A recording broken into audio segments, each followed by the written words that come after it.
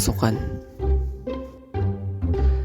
Dali-dali na nga pala ako pumasok sa aming silid-aralan kasi paparating na rin yung teacher namin.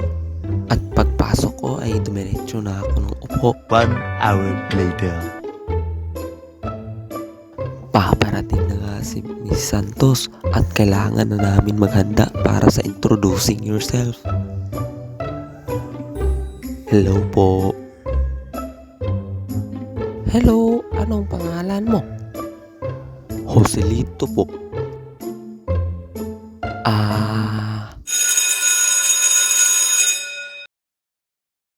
Ayos, recess na.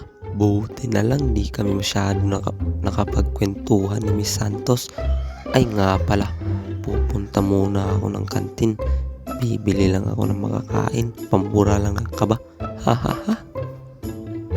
Pagdating ko ng kantin, piatos at tatos na agad yung binili ko. Paborito ko kasi. Siyempre, basta first day of school, matindi talaga yung kaba. Kasi kahit ako nga kinakabahan nung unang pasukan. Pero habang nagtatagal iisipin mo na lang na parang mga magulang at kapatid yung mga kaklase at guro mo na araw-araw gumagabay sa'yo pagpasok mo.